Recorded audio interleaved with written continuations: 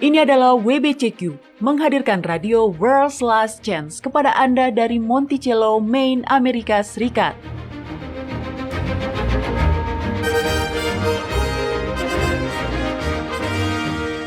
Kerinduan hati dari setiap orang Kristen selama 2000 tahun adalah melihat Sang Juru Selamat kembali dan mendirikan sebuah kerajaan kekal di atas bumi. Peristiwa-peristiwa yang terjadi di dunia mengungkap bahwa hal itu akan segera terjadi. Tetaplah bersama kami untuk belajar cara Anda dapat bersiap secara rohani menghadapi peristiwa-peristiwa akhir zaman. Radio WLC mempersiapkan orang untuk hidup dalam kerajaan Yahwa di bumi yang akan ditegakkan saat Kristus kembali. Dapatkah garis tunggal yang sama bermula dari dua titik yang berbeda? Oleh Anthony Bazard, dinarasikan oleh Donnie Alexander. Sebuah sekolah teologi yang sangat berpengaruh telah lama memprotes gagasan bahwa seseorang dapat memiliki praeksistensi dirinya sendiri. Sekolah itu telah meminta para penentangnya untuk menjelaskan bagaimana hal tersebut dapat terbayangkan. Bagaimana Anda bisa berwujud sebelum Anda ada? Saya pikir banyak dari orang-orang yang mempelajari Alkitab yang belum memikirkan masalah ini. Dan adalah tugas para pendidik untuk memunculkan renungan. Sebuah pemikiran yang sangat penting yang akan menentukan pandangan kita tentang siapa Kristus yang sebenarnya. Saya menyokong bahwa Perjanjian Baru mengatakan bahwa Kristus adalah seorang Mesias manusia yang dijanjikan di dalam kitab-kitab Ibrani. Pemahaman ini didapatkan jika kita mau melihat secara menyeluruh dan bukan hanya memetik ayat-ayat tertentu dari perkataan Yohanes atau Paulus. Kristus adalah anak Yahwa yang telah dijanjikan kepada Daud untuk suatu waktu di masa depan. Kitab 2 Samuel pasal 7 ayat 14-16. Perhatikan bahwa ayat-ayat ini menggunakan future tenses. Anak Daud akan dibangkitkan setelah Daud, dan dengan demikian, anak yang dimaksud belum ada sebelumnya. Jika pernyataan ini bukan alasan pertama dari semua kristologi, maka kita pun mungkin tidak lagi menjadikan kitab suci sebagai landasan iman kita. Bukankah tidak masuk akal untuk bersikeras bahwa anak Daud, yang sekaligus juga menjadi anak Yahwa, lebih tua dari Daud nenek moyangnya? Inti dari semua hal tentang Sang Mesias adalah bahwa dia termasuk salah satu dari ras manusia. Dia bukan Yahwa dan juga bukan malaikat. Dia adalah lambang dari Yahwa yang esa. Dia adalah gambar Yahwa, tetapi tetap termasuk salah satu dari ras manusia. Kebenaran mendalam dari semua ini adalah sebuah hal menakjubkan yang Yahwa telah tetapkan untuk berbuat pada seorang manusia yang dilahirkan secara pribadi olehnya. Iblislah yang terus mengatakan Kristus terlalu baik untuk menjadi manusia atau menjadi sekedar manusia biasa. Iblis adalah musuh bebuyutan umat manusia, telah tanpa henti menentang umat manusia yang merupakan puncak ciptaan agung dari Elohim. Tetapi jika Yahwa telah memutuskan, dan dia memang telah memutuskan, maka seorang manusia perantara dapat mengampuni dosa dan membangkitkan orang-orang mati, serta melakukan segala macam mujizat. Dia dapat melakukan ini, seperti Kristus sudah lakukan, sebagai seorang agen manusia dan pemegang kuasa penuh dari Elwah yang Maha Esa. Saya berpikir akan sangat berbahaya mengesampingkan ayat-ayat yang berbicara tentang Mesias manusia, yaitu Kristus. Seperti yang ingin saya tunjukkan, inilah yang sebenarnya terjadi ketika para sarjana ortodoks menulis semua buku yang membela gagasan Trinitas kuno dan klasik bahwa Kristus telah berwujud sebelumnya sebagai anak Yahwa dan kemudian berinkarnasi atau mengambil rupa manusia. Saya menyatakan bahwa seseorang akan mempercayai doktrin seperti ini hanya jika, pertama, ia lupa siapa yang dijanjikan Yahwa sebagai juru selamat di seluruh kitab Perjanjian Lama. Kedua, seseorang mengabaikan kristologi utama dan jelas dalam kitab Matius dan Lukas, yang dengan cemerlang telah mengembangkan kristologi mereka berdasarkan harapan dan janji-janji yang tertulis di dalam kitab-kitab Ibrani. Ketiga, seseorang tidak memeriksa secara kritis seluruh konsep praeksistensi pribadi. Dan yang keempat, tanpa ragu menyebut dua pribadi sebagai Tuhan, sebuah bentuk politeisme atau pemujaan berhala terselubung. Sewajarnya saya pikir bahwa Yohanes dan Paulus tidak meruntuhkan tulisan-tulisan Matius dan Lukas, tapi justru sepakat dengan mereka. Dan mereka selalu mengatakannya berkali-kali bahwa Kristus adalah Mesias. Itulah yang kitab-kitab Perjanjian Baru selalu katakan dengan jelas. Seperti itulah pengakuan umum mereka. Akanlah kacau bagi saya membayangkan Paulus tidak sejalan dengan Lukas, rekannya sendiri, atau dengan Yohanes yang mengetahui maksud dari Injil sinoptik untuk menentang ajaran-ajaran Injil tentang asal-usul anak Allah, Sang Mesias. Betul, bahwa asal-usul Sang Anak seperti tertulis dalam teks Yunani dalam kitab Matius pasal 1 ayat 18 adalah saat terbentuknya Sang Anak, awal mulanya. Ingatlah, bahwa menurut gereja-gereja pada umumnya, Sang Anak seharusnya tidak memiliki permulaan sama sekali. Dia selalu ada. Begitulah payung ajaran Tritunggal, di mana beberapa pembaca bertemu. Satu pribadi yang sama tidak dapat berasal dari dua hal yang berbeda. Dapatkah satu garis yang sama berawal dari dua titik? Orang yang sama tidak mungkin 6 bulan lebih muda dari sepupunya. Kristus 6 bulan lebih muda dari Yohanes Pembaptis, dan pada saat yang sama berusia lebih tua miliaran tahun darinya. Saya pikir tidaklah mungkin seorang anak dari Daud yang adalah Kristus menjadi pencipta Daud juga, atau bahkan nenek moyang Daud. Mitologi seperti ini sama luar biasanya dengan cerita fiksi di Da Vinci Code. Gagasan yang menyatakan bahwa Kristus telah berwujud sebelum dia dilahirkan dari rahim Maria, tolong berpikir panjang dan seksama bagaimana bisa. Dan dengan demikian telah aktif dan vokal selama periode perjanjian lama, bertentangan dengan pernyataan sederhana dalam kitab Ibrani pasal 1 ayat 1 dan 2, yaitu Yahwa tidak berbicara melalui anaknya sebelum periode perjanjian baru. Saya tidak tahu perkataan apa lagi yang bisa lebih jelas meniadakan ide Trinitas, di mana Sang Anak sebenarnya telah aktif dan berbicara dalam kitab-kitab para nabi, muncul secara nyata sebagai malaikat atau sebagai manusia. Sekalipun begitu, pertentangan yang terdapat pada kitab Ibrani 1 ini jelas merupakan pandangan dari para bapak gereja awal, akhirnya menjadi dasar dari paham Tritunggal di kemudian hari. Ya, para bapak gereja mula-mula dan para pendukungnya dengan jelas menyatakan bahwa Sang Anak telah berwujud sebelumnya dan berbicara di sepanjang periode perjanjian lama, dimulai dengan berbicara kepada Adam. Dengan melakukan itu, mereka menunjukkan kepada kita bahwa mereka sedang membayangkan sosok Kristus yang berbeda. Dia ada sebelum manusia, dan karena itu dia bukan manusia. Anda tidak bisa mendahului diri Anda sendiri. Anda tidak bisa menjadi sosok yang berwujud sebelum manusia, dan kemudian menjadi manusia tanpa menjadi dua pribadi. Seorang anak tidak dapat diperanakan atau dijadikan ada jika dia sudah berwujud sebelumnya. Oh, mungkin dia berubah menjadi embrio. Tetapi itu adalah sebuah ide para penyembah berhala yang aneh, jauh lebih mirip dengan reinkarnasi. Seorang sarjana Trinitas, A.T. Hansen, mengacu pada masalah yang tampaknya begitu sulit untuk dipahami. Sebuah praeksistensi pribadi Yesus Kristus dan sebuah pemulihan manusia milik Kristus yang telah bangkit. Dia dengan jujur mengakui bahwa tidak ada dalam kata pengantar Injil keempat yang mengharuskan adanya sebuah doktrin tentang pribadi yang sudah berwujud sebelumnya yang disebut Yesus Kristus. Hanya firman Tuhan yang sudah ada sebelumnya. Dr. Colin Brown, seorang ahli sistematika berpengalaman di sekolah Alkitab Fuller, bahkan lebih tegas lagi dalam hal ini. Ia berkata, dengan membaca kitab Yohanes pasal 1 ayat 1, seperti seolah-olah dikatakan bahwa pada mulanya adalah anak, adalah jelas-jelas sebuah kesalahan. Brown menambahkan dengan tegas bahwa, dengan disebut sebagai anak Allah dalam Alkitab, bukan berarti Anda adalah Tuhan. Berdasarkan kitab Ibrani pasal 1, A.T. Hansen mengatakan, itu pun belum tentu pasti bahwa ia menggunakan sebutan anak tanpa ragu mengacu pada keadaan praeksistensi. Kitab Ibrani pasal 1 ayat 2 dapat diterjemahkan, pada zaman akhir ini dia telah berbicara kepada kita dengan perantaraan anaknya yang akan menyiratkan bahwa status anak baru dimulai saat inkarnasi. Ayat ini memberikan petunjuk yang bagus. Para bapak gereja telah keliru pada saat mereka mengklaim bahwa anak Yahwa secara terus-menerus berbicara selama periode perjanjian lama. Kitab Ibrani menyangkal pendapat seperti itu. Hansen juga mendapati fakta penting lainnya yang membuatnya menjadi bingung sebagai seorang penganut doktrin Tritunggal, yaitu fakta yang membingungkan adalah bahwa Injil-Injil sinoptik yang diterbitkan setelah tulisan-tulisan Paulus dan sejaman dengan kitab Ibrani tidak menunjukkan kecenderungan untuk menguraikan doktrin praeksistensi. Dengan kata lain, jika Injil sinoptik menawarkan keyakinan kepada publik belakangan di masa perjanjian baru, lalu mengapa mereka tidak mengatakan apa-apa tentang keberadaan prasejarah Kristus sebagai anak Allah? Bagaimana bisa mereka sama sekali mengesampingkan kehidupan Kristus sebelum menjadi manusia? Hansen, menurut saya, tidak lama lagi akan melepaskan doktrin Tritunggalnya. Dia mengakui bukti sejarah bahwa sebenarnya Kristus dari Nazaret telah menyadari keilahiannya dan ingat pada kondisi sebelum dia inkarnasi sama sekali tidak memadai.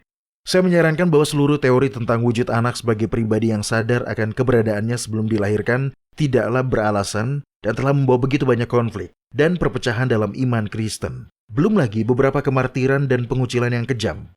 Kristus di dalam Alkitab bukanlah Kristus sebagai malaikat maupun abadi. Tidak ada Allah anak dalam teks kitab suci. Yang ada adalah anak tunggal Yahwa yang dilahirkan secara unik, Sang Mesias manusia. Seluruh konsep pra-eksistensi pribadi ini merupakan gagasan yang diambil dari pemikiran Yunani yang menyerbu gereja pada tahun 150 Masehi. Adolf Harnack, pemimpin para sejarawan gereja, berkata benar bahwa seluruh sistem dogmatis ortodoks didasarkan pada dasar pemikiran palsu dari kitab 2 Clement pasal 9 ayat 5 yang berkata, Yesus Kristus adalah roh pertama yang menjadi daging. Ayat ini bertentangan dengan tulisan Paulus dalam kitab 1 Korintus pasal 15 ayat 46, di mana dia mengatakan bahwa roh Kristus tidak ada sebelum Adam. Tetapi sebaliknya, Adam datang lebih dulu, lalu disusul oleh Adam kedua. Mengenai ide yang salah dalam kitab 2 Clement, Harnack dengan tepat mengatakan, ini adalah keyakinan mendasar, teologis dan filosofis di mana seluruh spekulasi doktrin Trinitas gereja pada abad-abad berikutnya dibangun dan dengan demikian menjadi akar dari sistem dogmatis ortodoks. Keputusan dogmatis tersebut mengikat anggota gereja sampai hari ini. Jadi, mari kita pertama berpikir tentang apa yang kita maksud ketika kita mengatakan pra-eksistensi. Dan yang kedua, mendengarkan dengan seksama apa yang disampaikan oleh Matius dan Lukas dan lihat apakah mereka mengutarakan anggapan tentang sifat alamiah manusia lewat sosok pribadi yang sadar pada keberadaannya di surga. Pra-eksistensi. Albert Reville, profesor sejarah agama menulis, faktanya adalah bahwa dua ide ini, pra-eksistensi dan proses kelahiran dari seorang perawan, tidak cocok. Seseorang yang sudah berwujud sebelumnya yang menjadi manusia membuat dirinya, jika Anda inginkan, menjadi sebuah embrio manusia. Dia tidak dikandung di dalam rahim seorang wanita melalui tindakan di luar dirinya. Tetapi pembuahan adalah titik di mana seorang individu terbentuk yang belum pernah berwujud sebelumnya, setidaknya sebagai individu. Kitab suci mengatakan bahwa anak Yahwa dikandung ini adalah bagian yang dilakukan sang ibu dan diperanakan oleh perbuatan bapa. Para pendengar, coba dengar penjelasan Profesor McKay tentang luar biasa sulitnya pra-eksistensi ini untuk dijadikan konsep. Paling baik dimulai dari masalah pra-eksistensi, bukan hanya karena ada kesulitan linguistik di sini, tetapi juga itu langsung mengarah pada berbagai kesulitan utama yang dihadapi dalam semua teologi inkarnasional dan trinitas.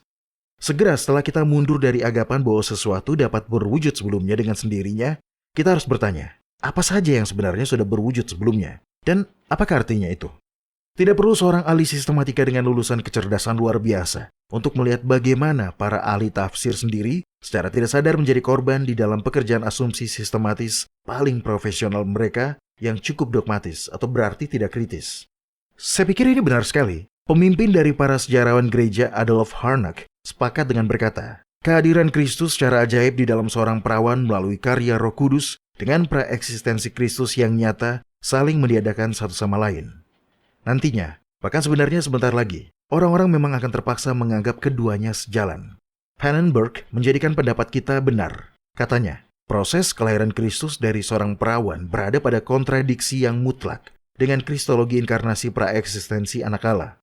Menurut proses kelahiran dari sang perawan, Kristus menjadi anak Allah pertama kalinya melalui proses pembuahan dalam Maria.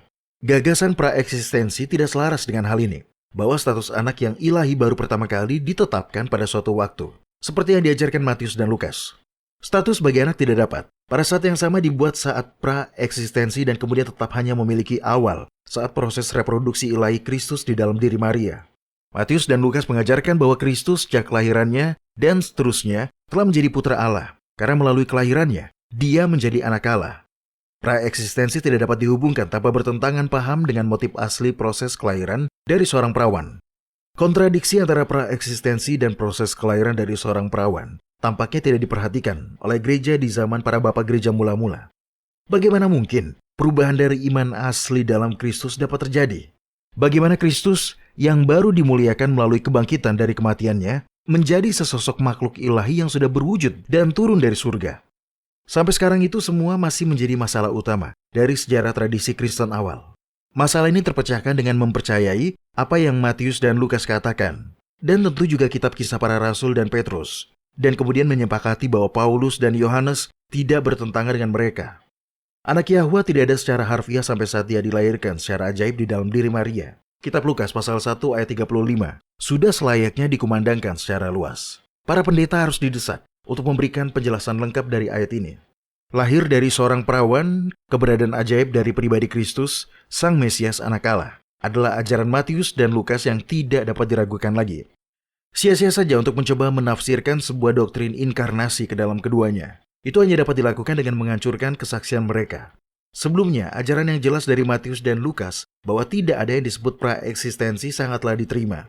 Tetapi belakangan ini upaya luar biasa sedang dilakukan untuk membuat Matius dan Lukas percaya pada anak yang sudah berwujud sebelumnya. Douglas MacReady mengatakan bahwa Injil Sinoptik mengajarkan secara tidak langsung, tetapi tersirat bahwa Kristus telah berwujud sebelumnya sebagai anak yang kekal. Dia hanya merujuk ke beberapa halaman dari kitab Lukas yang didedikasikan untuk membahas gelar anak Allah, tanpa melihat pesan dari Lukas pasal 1 ayat 35. Ini benar-benar fenomena yang luar biasa. Pernyataan Gabriel memberikan kunci utama Alkitab tentang status Kristus sebagai anak Allah. Beberapa ayat benar-benar membongkar sendiri kejelasan dari kitab Lukas pasal 1 ayat 35. Beberapa ayat sebenarnya menafsirkan arti mereka sendiri. Tetapi ada satu ayat di sini Gabriel dan Lukas memberitahu kita dengan tepat bagaimana, mengapa, kapan, dan di mana anak Yahwa dilahirkan. Mereka memberikan definisi Alkitabiah tentang anak Yahwa yang dapat diterapkan pada Kristus, yaitu adalah justru tepat untuk alasan ini. Diokai, contohnya mujizat penciptaan dalam Maria, bahwa makhluk kudus yang akan dilahirkan adalah seorang anak Allah. Matius tidak kurang jelas mengatakan asal-usul Kristus di dalam kitab Matius pasal 1 ayat 18, didasarkan pada proses kelahiran ajaib yang akan terjadi dalam kandungan Maria, pasal 1 ayat 20. Dalam bahasa Yunani dan Inggris, dilahirkan berarti dibuat menjadi ada. Untuk menjadi ada berarti Anda belum berwujud sebelumnya. Bahasa tidak memiliki cara yang lebih jelas untuk memberitahu kita hal ini. Matius telah mengulang kata melahirkan sekitar 40 kali dalam pasal pertamanya. Dia telah menyebut Sang Mesias sebagai anak Daud dan anak Abraham, dan kemudian melanjutkan untuk memberitahu kita bagaimana anak Yahwa menjadi ada, dilahirkan di dalam Maria, pasal 1 ayat 20, bukan melalui Maria. Para Gnostiklah yang pertama kali mengatakan bahwa Kristus datang melalui Maria, mewujudkan dirinya sendiri sebelumnya secara ajaib. Ortodoksi dengan gagasannya tentang praeksistensi sang anak sebenarnya menyimpan kecenderungan Gnostik yang terselubung.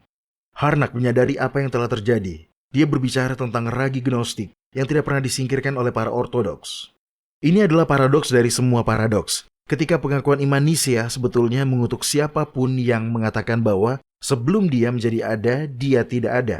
Oleh karena itu, kredo itu mengucilkan Matius dan Lukas, dan Paulus dalam kitab Galatia pasal 4 ayat 4, dan Yohanes dalam kitab 1 Yohanes pasal 5 ayat 18.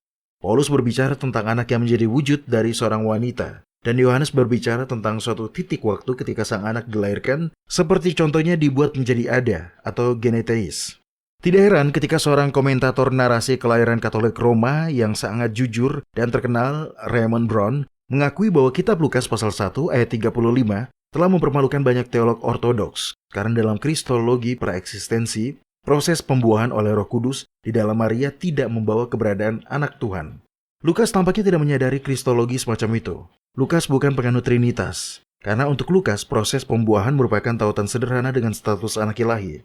Dan sejalan dengan kita dalam hal ini. Dan kebetulan sekarang telah melepaskan kepercayaan praeksistensi termasuk yang ada di Injil Yohanes.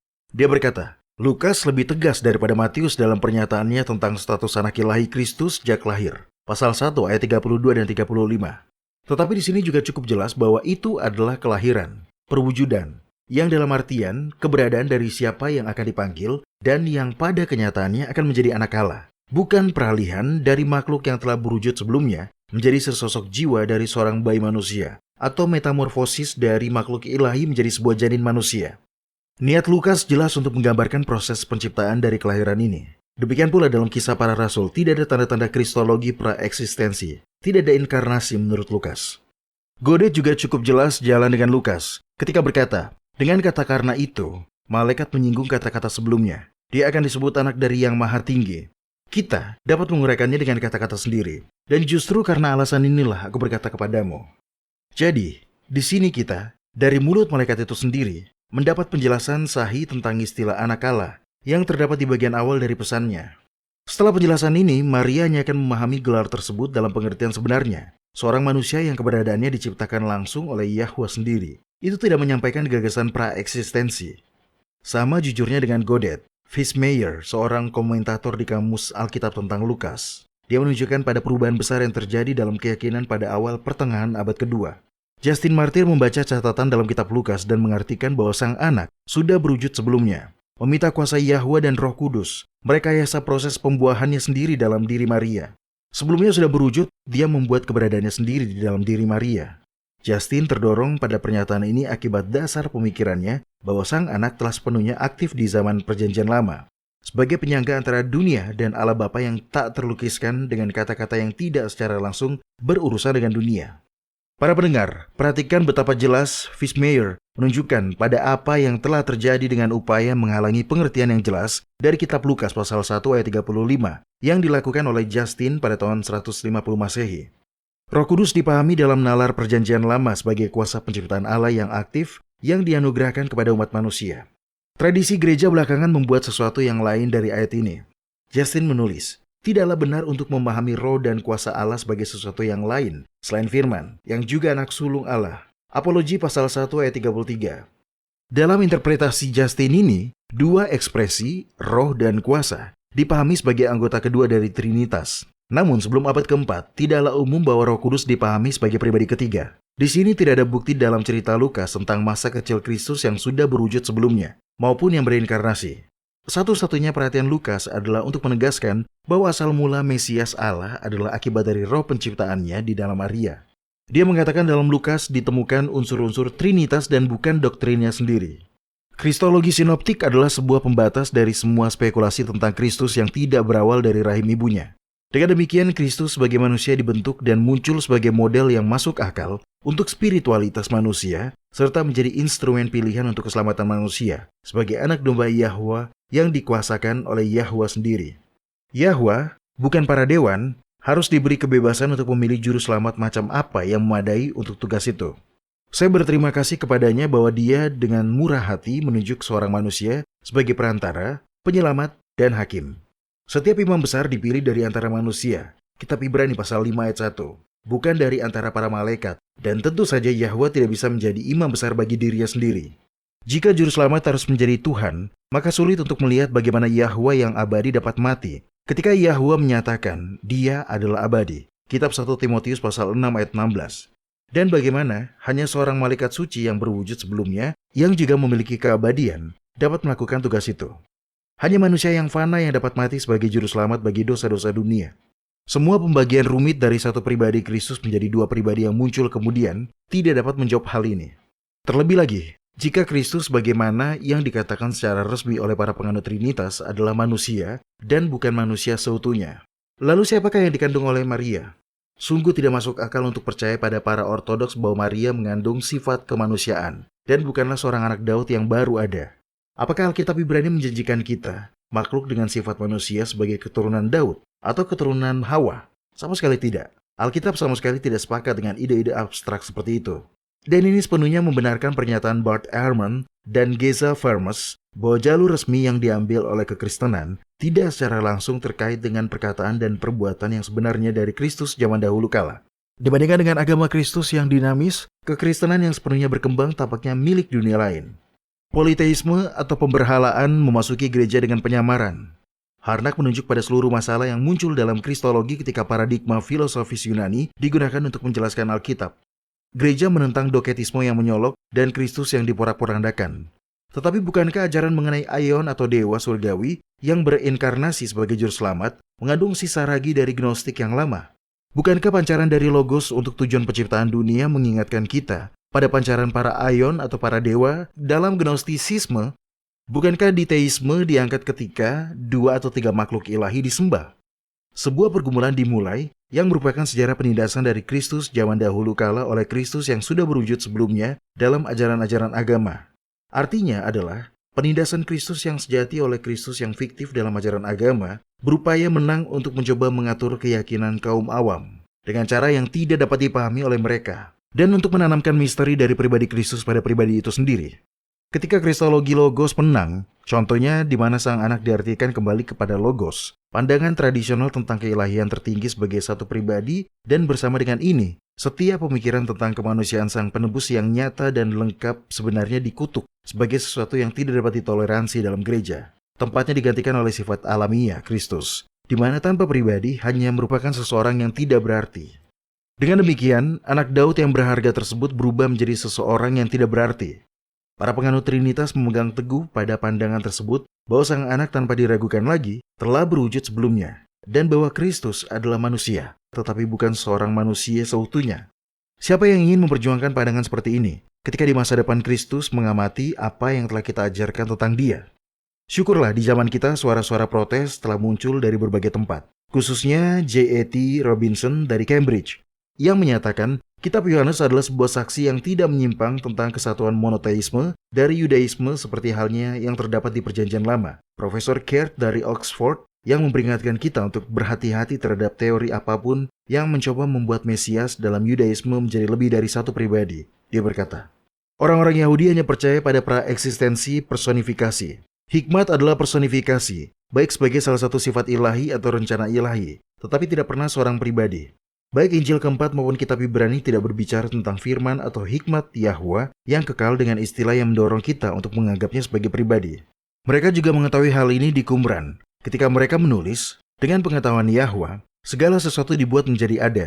Dan segala sesuatu yang ada, Yahwa telah tetapkan sesuai dengan tujuannya. Dan selain dari Dia, tidak ada yang terjadi. Pertama, Qs 11 ayat 11. Dan Philo berkata tentang Musa, yang sudah ada dalam rencana Yahwa sebelumnya, menurut orang Yahudi, bahwa ia melalui ramalan ilahi adalah perwujudan logis dari hukum. Nomos Emsikos. Tidak heran jika kemudian Yohanes dapat berpikir tentang Kristus sebagai perwujudan kasih karunia dan kebenaran. Ekspresi atau pernyataan dari Yahwa. Akhirnya, dari Profesor Katolik Roma Roger Hyde, dalam bukunya yang terkenal yang berjudul Christ Symbol of God. Begitu logos dilambangkan atau dijadikan sebagai pribadi sebelum kelahiran Kristus, maka seseorang memiliki masalah dengan Tuhan kedua.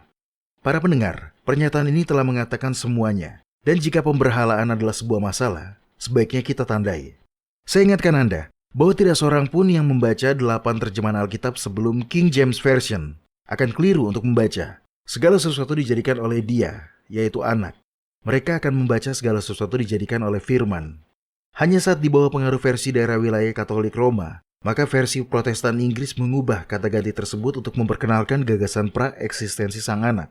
Untuk memahami Tuhan yang berada dalam kitab suci, kita harus kembali kepada Allah dari Kristus yang esa itu, yaitu Bapa yang dalam perkataan Kristus disebut sebagai satu-satunya Eloa yang benar. Kitab Yohanes pasal 17 ayat 3. Allah dari Kristus yang juga adalah Allah Abraham, Ishak, dan Yakub.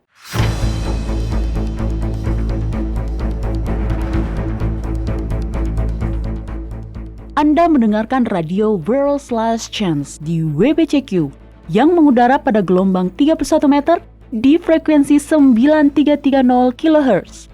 Radio World's Last Chance mempersiapkan orang untuk menyambut Sang Juru Selamat yang segera kembali.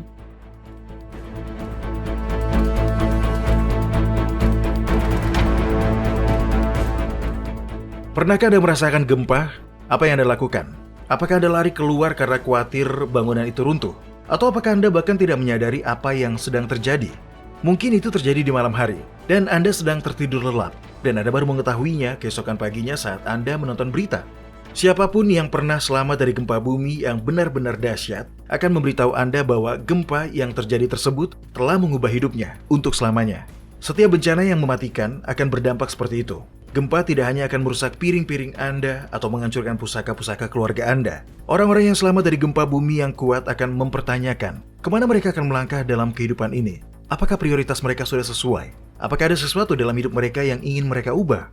Alkitab mengungkapkan bahwa antara sekarang dan masa kembalinya Yahuswa akan ada 5 gempa bumi yang kuat. Rangkaian gempa bumi ini berfungsi sebagai sistem peringatan dini surga. Gempa-gempa adalah penanda penting, peristiwa-peristiwa akhir zaman. Yahwa mengirimkan gempa-gempa ini agar orang-orang dapat terbangun untuk menyelidiki hati mereka dan mengatur ulang prioritas-prioritas mereka. Anda tidak perlu terkejut ketika hal ini terjadi. Kitab suci dengan jelas telah menggambarkan peristiwa-peristiwa yang akan terjadi di sekitar gempa-gempa ini, sehingga Anda dapat mengetahui apa yang terjadi dan apa yang akan terjadi selanjutnya. Untuk mempelajari tentang sistem peringatan dini surga ini, kunjungilah worldslastchance.com. Klik ikon radio WLC, pilih bahasa Indonesia, dan cari episode yang berjudul Peringatan 5 Gempa Bumi Dahsyat akan terjadi. Yahwa ingin Anda tahu apa yang akan terjadi. Dengarkan Peringatan 5 Gempa Bumi Dahsyat akan terjadi di worldslastchance.com. Anda juga dapat mendengarkannya di YouTube. World's Last Chance telah membuat lebih dari 1.500 video dokumenter dalam lebih dari 30 bahasa. Kunjungi situs kami di worldslastchance.com atau nonton videonya pada channel WLC di YouTube. Video-video dokumen terbaru tentang berbagai topik penting terus dirilis sepanjang waktu. Mulailah menontonnya dan pelajarilah kebenaran selama Anda masih memiliki kesempatan di worldslastchance.com.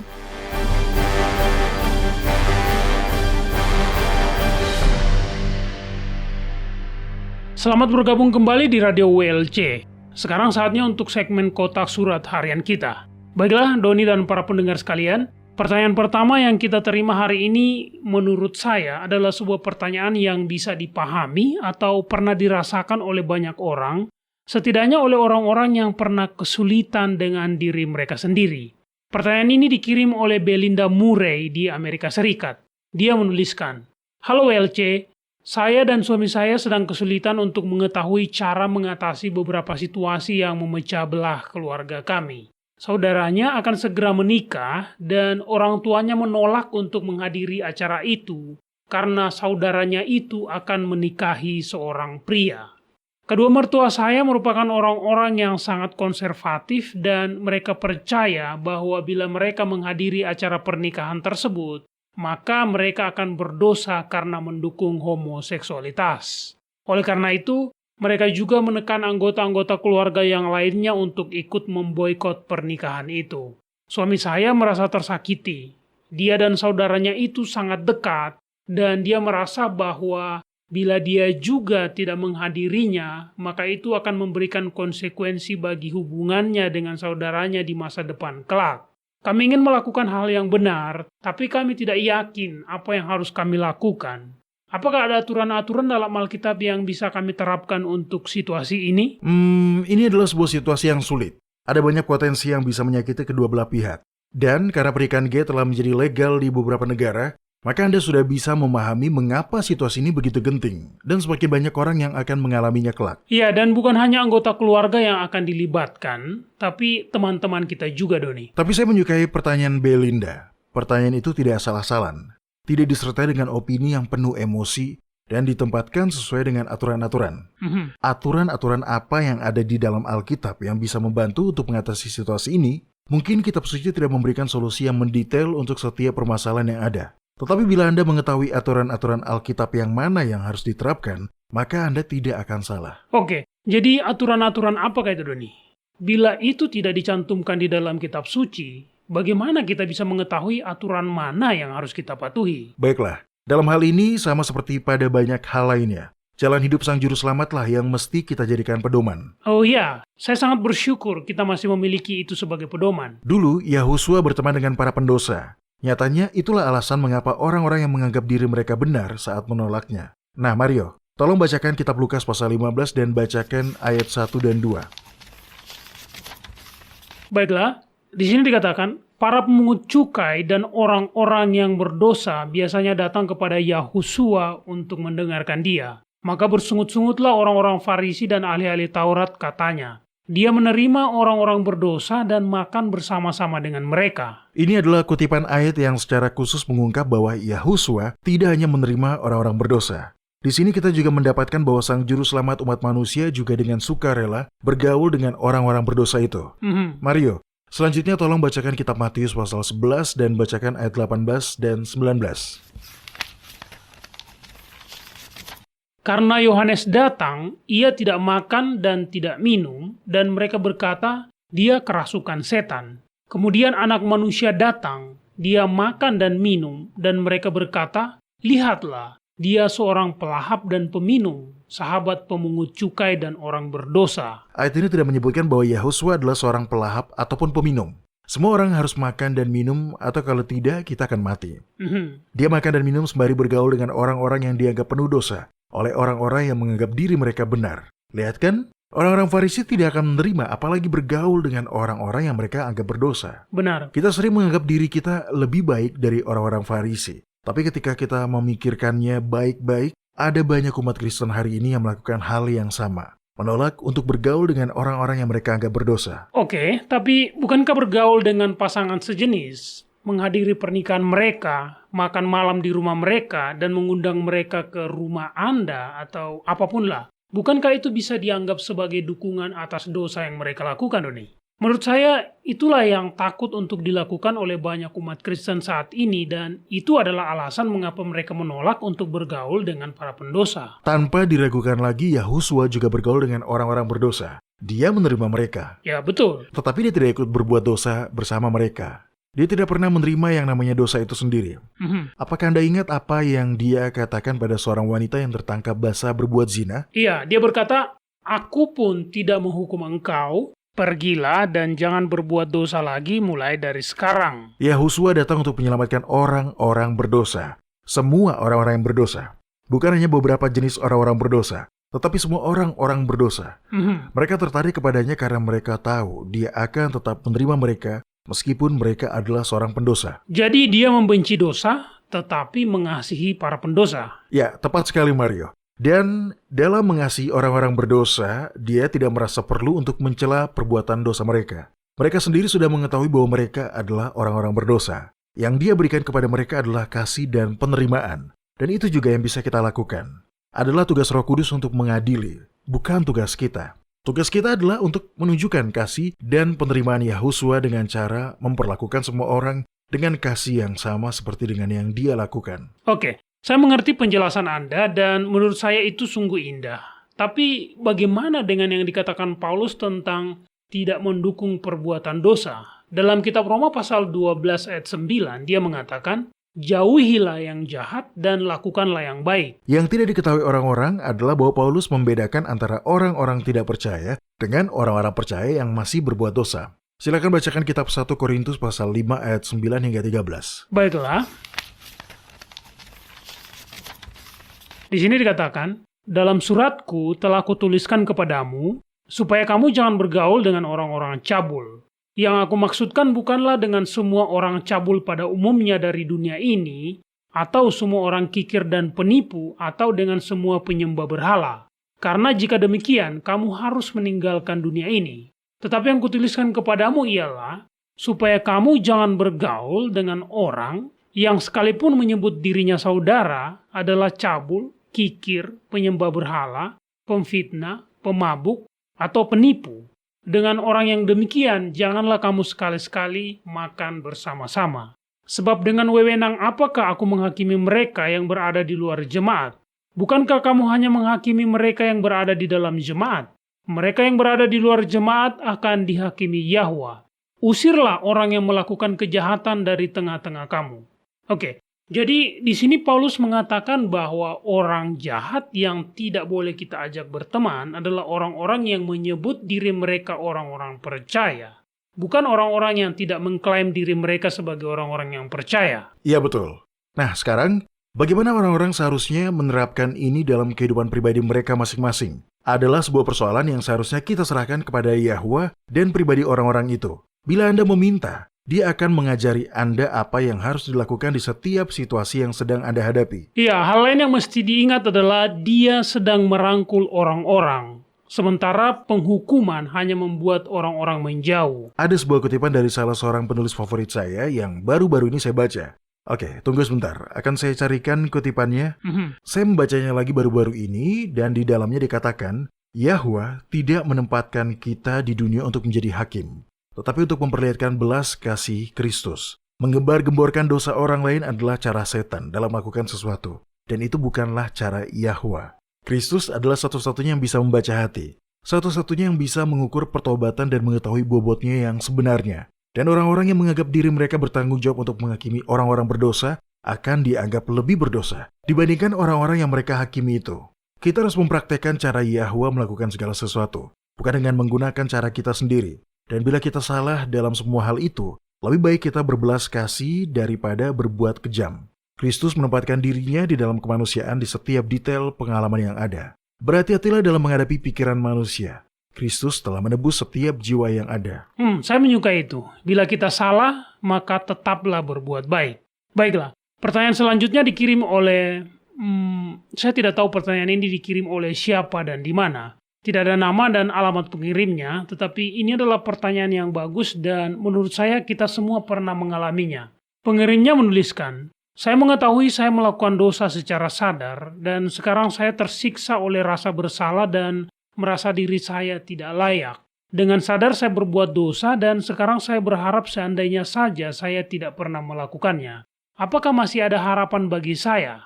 Apakah saya telah kehilangan kesempatan saya untuk diselamatkan? Pertama-tama saya ingin mengatakan bahwa melakukan dosa secara sadar bukanlah penyebab Anda akan dijauhkan dari sorga. Kita telah diajarkan bahwa Hawa terperdaya dan Adam tidak. Oh iya, benar. Adam juga melakukan dosa secara sadar, ya kan? Iya, jadi berbuat dosa secara sadar bukanlah hal yang akan menjauhkan Anda dari sorga. Contoh perbuatan yang akan membuat kita jauh dari sorga adalah menolak untuk bertobat dan terus melanjutkan pembangkangan dan menolak pengampunan yang telah ditawarkan kepada kita. Mario tolong bacakan kitab Wahyu pasal 12 ayat 9 dan 10. Dan naga besar itu, si ular tua yang disebut iblis atau setan yang menyesatkan seluruh dunia, dilemparkan ke bawah, dia dilemparkan ke bumi bersama-sama dengan pelayan-pelayannya. Dan aku mendengar suara nyaring di sorga berkata, sekarang telah tiba keselamatan dan kuasa dan pemerintahan Theos kita, dengan kekuasaan dia yang diurapinya, karena telah dilemparkan ke bawah pendakwa saudara-saudara kita, yang mendakwa mereka siang dan malam di hadapan Theos kita. Anda bisa melihat bahwa di sini si iblis disebut sebagai pendakwa saudara-saudara kita. Pertanyaan ini dituliskan dengan rasa bersalah, karena iblis mendakwanya. Entah pengirim surat ini adalah laki-laki atau perempuan, tetapi iblis mendakwanya karena berbuat dosa secara sadar. Tapi kita semua adalah orang-orang berdosa. Kitab Roma pasal 3 ayat 23 mengatakan bahwa semua orang telah berbuat dosa dan telah kehilangan kemuliaan Yahwa.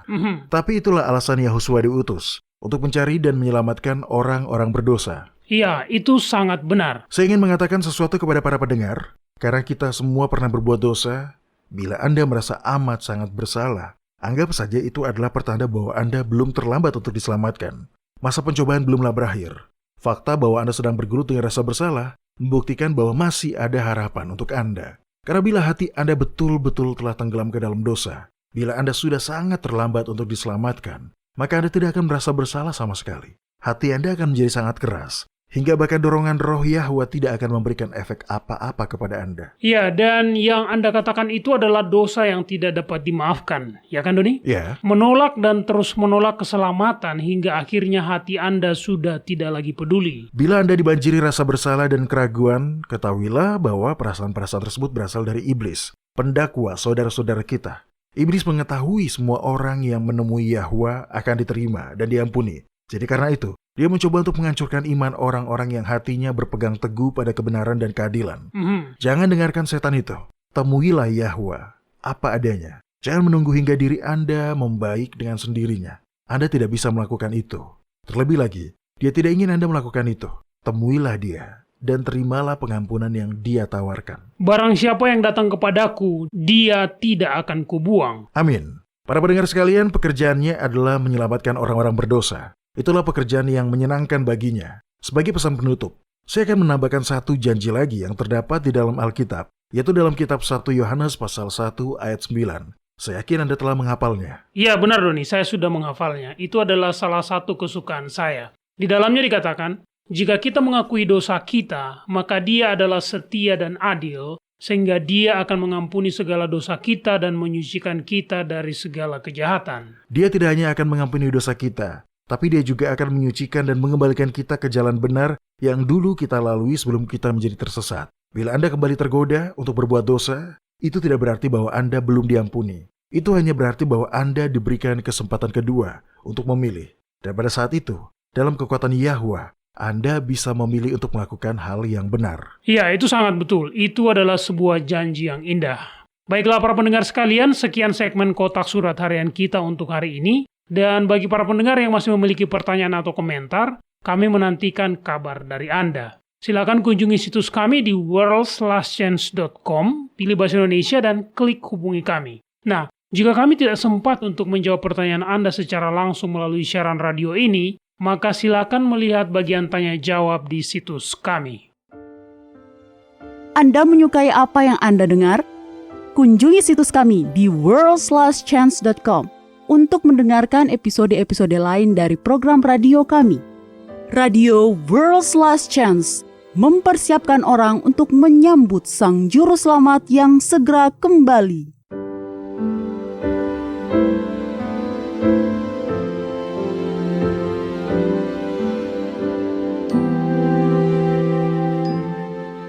Halo, ini adalah janji harian Anda dari firman Yahwa. Pada tahun 1989, gempa bumi dengan kekuatan 8,2 skala Richter menghancurkan Armenia. Dalam waktu kurang dari 4 menit, lebih dari 30.000 orang kehilangan nyawa. Sulit untuk memahami besarnya penderitaan dan kesedihan yang seperti itu, kecuali jika Anda pernah mengalami pengalaman serupa. Kehidupan orang-orang hancur. Kehidupan dari mereka yang masih bertahan tidak akan pernah sama lagi. Dari tragedi-tragedi demikianlah muncul kisah-kisah kepahlawanan yang sejati.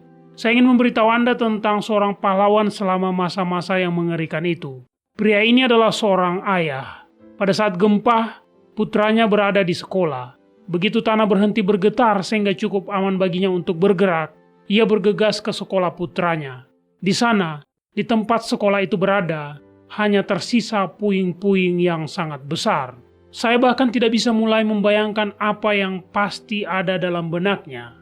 Tentunya syok dan kengerian melingkupinya. Orang tua lain ada di sana, berjalan linglung, memanggil nama anak-anak mereka. Tetapi ayah ini bereaksi berbeda. Tumpukan puing itu mendorongnya untuk bertindak. Dia bergegas ke sudut belakang gedung tempat kelas putranya berada dan mulai menggali. Anda pasti akan bertanya-tanya, mengapa? Harapan nyata apa yang dia miliki? Apakah ada kemungkinan anaknya entah bagaimana secara ajaib lolos dari kematian? Para pendengar, hal yang mendorong pria ini adalah sebuah janji. Dia telah berjanji pada putranya bahwa dia akan selalu ada untuknya. Inilah yang mendorong harapannya dan memberi kekuatan pada tubuhnya. Ketika ia menggali, orang-orang yang bermaksud baik berusaha menariknya. Sudah terlambat, kata mereka. Mereka semua sudah meninggal. Anda tidak bisa membantu. Pulanglah saja. Tidak ada yang bisa Anda lakukan. Bahkan petugas pemadam kebakaran mencoba menariknya dengan menjelaskan, ada ledakan dan kebakaran di mana-mana. Itu terlalu berbahaya. Pulanglah ke rumah. Seorang petugas polisi yang memahami kondisinya mencoba memberinya alasan. Dia berkata, saya mengerti bahwa Anda marah, Anda sedih, tapi ini sudah berakhir. Pulanglah ke rumah. Tetapi sang ayah telah berjanji dan dia akan menepatinya. Cinta yang dimiliki pria ini untuk putranya membuatnya menggali selama 8 jam, lalu 12 jam, 16 jam, 24, 36 jam. Kemudian pada jam ke-38, sang ayah menarik ke atas sebuah batu dan mendengar suara putranya sedang meminta tolong. Arman, dia berteriak, ayah, apa itu ayah? Saya memberitahu teman-teman yang lain bahwa jika ayah masih hidup, ayah akan menemukan kami. Ayah berjanji bahwa ayah akan selalu ada untuk saya dan ayah melakukannya. Seorang ayah yang tangguh, yang bertekad untuk menepati janjinya pada putra kesayangannya, berhasil menggulingkan sebuah batu dan melepaskan jiwa-jiwa dan memberikan kebebasan. Kisah ini selalu mengingatkan saya pada peristiwa hampir 2000 tahun yang lalu yang terjadi pada waktu pagi-pagi benar. Bapa Surgawi kita menggulingkan sebuah batu yang jauh lebih besar dan menepati janji yang bahkan lebih besar lagi. Karena ketika dia menggulingkan batu itu dari kubur dan membangkitkan anaknya yang terkasih, dia membawa semua orang yang percaya masuk ke dalam hidup yang kekal dan kebebasan sejati dalam Kristus. Dan kabar baiknya adalah dia masih terus menggulingkan batu-batu seperti itu. Para pendengar, saya tidak tahu batu apa yang merintangi hidup Anda. Saya tidak tahu apa yang menjauhkan Anda dari kebahagiaan dan pemenuhan yang Anda inginkan. Tetapi yang saya tahu adalah bahwa Bapa sedang mencari Anda sekarang. Dia sedang menyingkirkan semua puing-puing yang terbentuk dari kehidupan yang tidak sesuai dengan kehendaknya.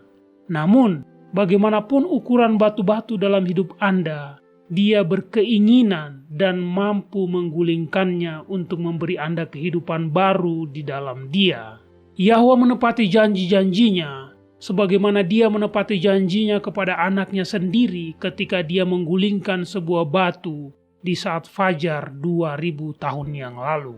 Kisah Para Rasul pasal 13 ayat 37 hingga 38 mengatakan, Yahusua yang dibangkitkan Yahwa tidak binasa. Jadi ketahuilah hai saudara-saudara, oleh karena dialah maka diberitakan kepada kamu pengampunan dosa. Kepada kita telah diberikan janji-janji yang besar dan berharga, majulah dan mulailah mengaminkannya.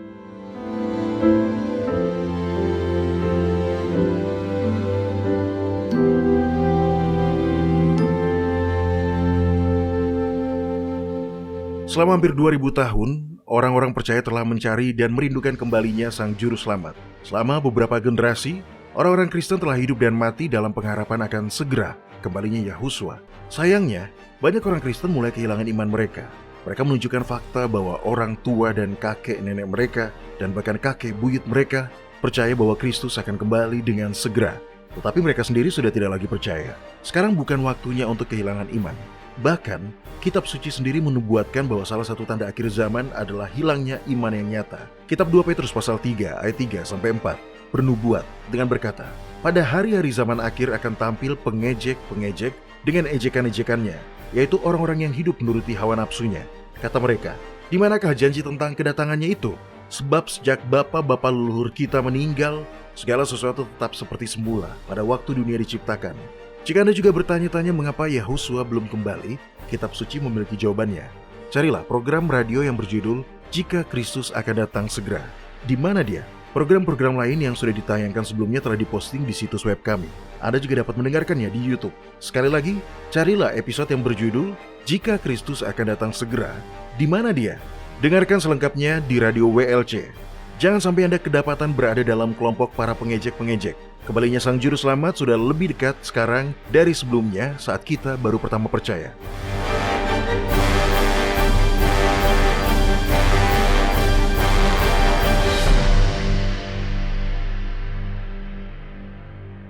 Banyak orang dewasa berharap mereka memiliki kesempatan untuk belajar agama selagi berada di universitas. Jika Anda berada di posisi yang sama, saat ini belum terlambat. Di worldslastchance.com, kami memiliki ratusan artikel dan video tentang berbagai topik rohani dan agama, dan jumlahnya terus ditambah setiap saat. Ada artikel yang memberikan nasihat tentang bagaimana menikmati kehidupan Kristen yang berkemenangan. Artikel-artikel lain menyelidiki secara mendalam bagian-bagian Alkitab yang salah dimengerti dan menjelaskan apa arti bagian itu dalam bahasa Ibrani yang asli. Kami juga menyajikan banyak artikel dan video tentang nubuatan. Paulus berkata kepada Timotius, segala tulisan yang diilhamkan Yahwa memang bermanfaat untuk mengajar, untuk menyatakan kesalahan, untuk memperbaiki kelakuan, dan untuk mendidik orang dalam kebenaran. Dengan demikian, tiap-tiap manusia kepunyaan Yahwa menjadi sempurna dan diperlengkapi sepenuhnya untuk setiap perbuatan baik. Jika Anda mau membaca dengan seksama materi di situs web kami, Anda akan memiliki landasan yang menyeluruh, bukan hanya pada kebenaran doktrinal, tetapi Anda juga akan mempelajari rahasia-rahasia berdoa yang efektif dan cara belajar Alkitab, sehingga Anda dapat menemukan kebenaran bagi diri Anda sendiri. Kunjungi situs web kami di worldslastchance.com. Tidak ada kata terlambat untuk memulai. worldslastchance.com mempersiapkan orang untuk menyambut Sang Juru Selamat yang segera kembali.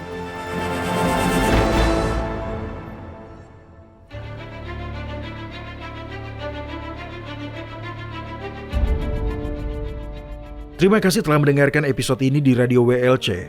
Kita hidup di masa-masa yang sangat serius. Dunia sedang berada di ambang bencana. Peristiwa-peristiwa bencana akan segera terjadi yang akan menutup zaman ini dan mengantarkan zaman berikutnya.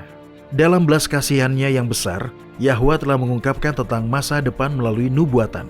Kitab Wahyu pasal 8 menubuatkan serangkaian peristiwa. Masing-masing lebih parah dari yang sebelumnya, yang akan menghancurkan bumi. Persediaan makanan di bumi akan habis. Kelaparan dan penyakit sampar yang menyertainya akan terjadi. Persediaan air bersih bumi juga akan terpengaruh. Kitab Wahyu pasal 9 mengungkapkan bahwa setan akan menyamar sebagai makhluk luar angkasa. Teror dan kehancuran dari apa yang disebut invasi alien ini akan membuat orang-orang sangat membutuhkan perlindungan dengan cara apapun. Kebebasan untuk hidup dan beribadah sesuai keyakinan di dalam hati akan menjadi tinggal kenangan. Banyak nyawa akan hilang selama rangkaian peristiwa ini. Dan ketika tanda binatang itu dipaksakan, akan ada yang menjadi martir. Setiap peristiwa akan mendatangkan krisis baru berikutnya. sebagai sebuah panggilan belas kasihan yang terakhir untuk bertobat. Karena Yahwa menghendaki supaya jangan ada yang binasa, melainkan supaya semua orang berbalik dan bertobat. Segera setelah kejadian yang dijelaskan dalam kitab Wahyu pasal 8 dan 9 telah terjadi, 7 tulah terakhir akan dicurahkan. Tulah-tulah ini dan juga sangkakala-sangkakala yang mendahuluinya akan mendatangkan malapetaka di bumi dan menyebabkan kehancuran dan kesengsaraan yang belum pernah terjadi sebelumnya. Kitab Yesaya pasal 24 memperingatkan dengan berkata, sesungguhnya Yahwa akan menanduskan bumi dan akan menghancurkannya, akan membalikkan permukaannya dan akan menyerahkan penduduknya. Bumi terhuyung-huyung parah seperti orang mabuk dan goyang seperti gubuk yang ditiup angin. Dosa pemberontakannya menimpa dia dengan sangat. Ia rebah dan tidak akan bangkit-bangkit lagi. Namun, bagi orang-orang yang percaya, ada harapan. Saat mengisahkan tentang akhir zaman, Yahusua berkata dalam kitab Lukas pasal 21 ayat 28, apabila semuanya itu mulai terjadi, bangkitlah dan angkatlah mukamu, sebab penyelamatanmu sudah dekat. Ya, akhir zaman akan traumatis. Memang akan seperti itu. Yahwa ingin menyelamatkan sebanyak mungkin orang sehingga dia mengizinkan peristiwa puncak yang terakhir ini untuk membangunkan jiwa-jiwa. Berita Injil Kerajaan Yahwa menyatakan bahwa melampaui peristiwa-peristiwa traumatis yang akan datang, kebahagiaan abadi sedang menanti semua orang yang menerima anugerah keselamatan dari Yahwa. Ketika Yahusua kembali, semua orang yang telah mati dalam iman pada jasa Sang Juru Selamat akan dihidupkan kembali pada kebangkitan pertama. Yahusua kemudian akan mengokohkan kerajaan Yahwa di bumi. Dia dan orang-orang yang telah ditebus akan memerintah bersama di bumi selama 1000 tahun pertama dari kekekalan itu. Yohanes melihat langit yang baru dan bumi yang baru, karena langit yang pertama dan bumi yang pertama itu telah berlalu. Jika Anda ingin bergabung dengan orang-orang yang telah ditebus dari segala zaman, dengan menjalani kehidupan yang sesuai dengan kehendak Yahwa, buatlah keputusan. Terimalah keselamatan hari ini. Anda tidak harus membuat diri Anda siap terlebih dahulu. Bahkan sebenarnya Anda tidak bisa. Saya juga tidak. Tidak ada yang bisa. Datanglah kepadanya, apa adanya Anda. Jangan menunggu sampai Anda berhenti berbuat dosa. Anda tidak akan menjadi lebih baik dengan usaha Anda sendiri. Terimalah undangan Yahwa untuk menjadi anggota kerajaannya di bumi baru yang kekal. Ketika Anda menerima undangan berharga ini, Yahwa akan memberi Anda hati yang baru. Dalam kitab Yeskiel pasal 36 ayat 26, dia menyatakan, kamu akan kuberikan hati yang baru dan roh yang baru di dalam batinmu, dan aku akan menjauhkan dari tubuhmu hati yang keras, dan kuberikan kepadamu hati yang taat. Menerima hadiah yang tak ternilai ini adalah satu-satunya cara untuk bergabung dengan kerajaannya. Datanglah pada Yahwa, apa adanya Anda. Dia menunggu dengan tangan terbuka lebar untuk menyambut semua orang yang datang kepadanya.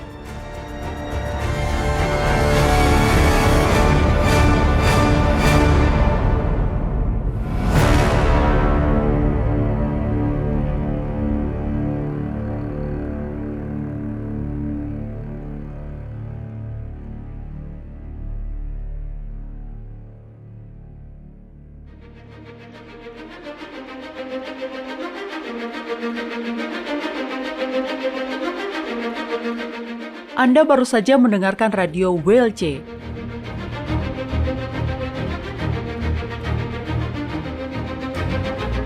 World's Last Chance berkomitmen untuk memberitakan Injil Kerajaan Yahwa kepada dunia. Nubuatan dan peristiwa-peristiwa terbaru mengindikasikan bahwa Sang Juru Selamat sudah akan kembali dalam waktu yang tidak lama lagi. Orang-orang kudus kemudian akan diberikan hidup yang kekal dan Kerajaan Yahwa akan ditegakkan di sini, di bumi ini.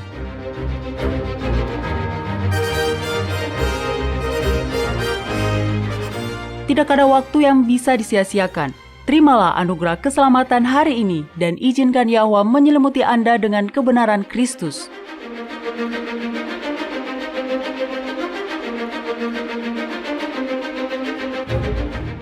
Program ini serta episode radio WLC yang lain tersedia di worldslastchance.com. Klik ikon radio WLC di bagian kanan atas beranda.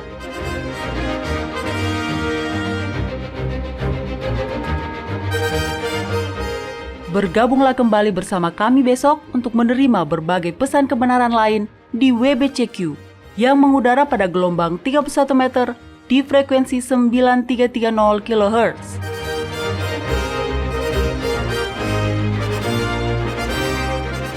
Radio WLC mempersiapkan orang untuk hidup dalam kerajaan Yahwa di bumi yang akan ditegakkan saat Kristus kembali tidak lama lagi.